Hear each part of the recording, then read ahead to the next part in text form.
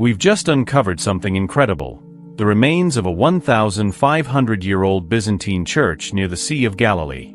It covers a big area and has been buried under mud for centuries. But what really shocked researchers? A Greek inscription in a mosaic, perfectly preserved, calling Peter not just an apostle, but the chief of all apostles, the one who holds the keys to heaven. This discovery isn't in Rome. It's right where it all began, Galilee. Some experts are calling it the biggest Bible-related discovery since the moon landing. This church might be built right over the hometown of Peter, Andrew, and Philip, known as Bethsaida, a place long lost to history. For years, people debated where Bethsaida really was. Theories came and went, but no one was sure. Until now. Archaeologists, led by Professor Moti Aviam and Dr. Stephen Notley, found this church and the mosaic beneath the dirt, untouched for over 1,400 years. And that mosaic? It mirrors Jesus' words in Matthew 16 verse 19, where he gives Peter the keys of the kingdom of heaven. The writing is clear, sharp, and almost like new, as if it was saved for this very moment. Experts say this could be the strongest link ever found to Peter's real home. And it's not just history, it could impact Christian beliefs around the world. But there's more. Bethsaida wasn't just a fishing village. It's where Jesus healed the blind, Mark 8 verse 22, fed thousands, Luke 9 verses 10 to 17, and even walked on water nearby. Yet, it's also one of the cities Jesus cursed for not believing in his miracles. Now, after centuries, this forgotten town and its message are finally being heard again. After being condemned in the Bible, the town vanished, first from scripture, then from history. In the Middle Ages, pilgrims tried to find it, but only had legends to guide them. No one could agree where it was. It was as if the land had swallowed it whole. In the 1800s, German and American researchers suggested a site called Edel, about 2 kilometers from the Sea of Galilee. But it was too far from water, and there were no remains from Jesus' time. It didn't make sense for a fishing village. Things changed after the 1967 Israel reopened the area for exploration. A new site, El Araj, closer to the Sea of Galilee, showed promise. Pottery, glass, and mosaic pieces pointed to long-term settlement. Interest grew in the early 2000s, especially after Pope John Paul II was flown over the site and given a replica of an ancient key found there, symbolizing Peter's authority from Matthew 16. In 2016, a full dig began, led by the University of Nebraska at Omaha and others. That same season, they found coins and tools from the Roman era, Jesus' time. By 2018, they uncovered a Byzantine church, bathhouse, guest rooms, and more. Then they found Greek inscriptions.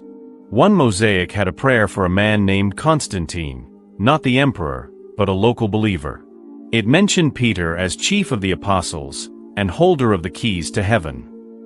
This matched the writings of an 8th-century bishop named Willibald, who said he visited a church in Bethsaida honoring Peter and Andrew. Scholars once thought his story was just a legend, but the discovery supported his account. This church stayed hidden for centuries, buried by time, floods, and silence, waiting. In 2016, archaeologists began digging, and within weeks, they found the church on top of older Roman remains. It was a place of worship and a stop for early Christian pilgrims. They discovered 3 Greek inscriptions. One stood out. In a circle of tiny mosaic stones, it read, "This mosaic was made by Constantine, servant of Christ, for the chief of the apostles and holder of the keys of heaven. Saint Peter, pray for him and his children."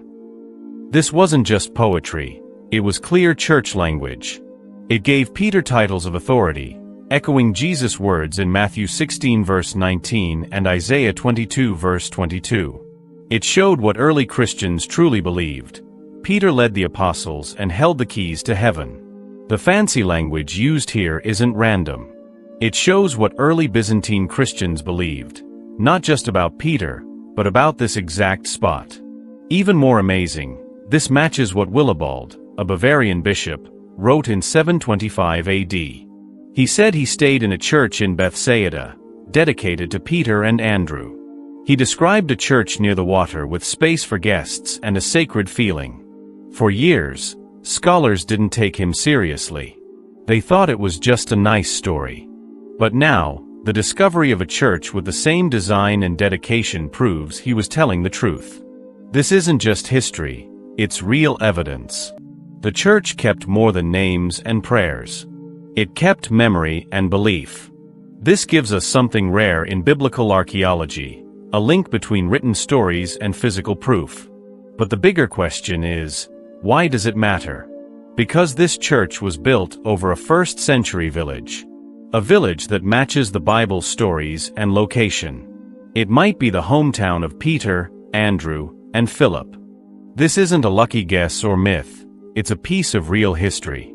The church at eearts, likely built in the 5th or 6th century, was placed there on purpose. Early Christians didn't build churches randomly. They built them over places they believed were holy, places where God moved. Like the Church of the Nativity in Bethlehem or the Church of the Holy Sepulchre in Jerusalem. The builders of this church didn't have archaeology tools or GPS.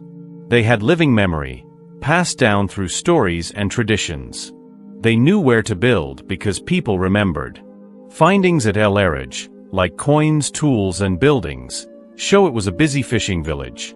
It wasn't just any village. It had real people, and maybe real apostles.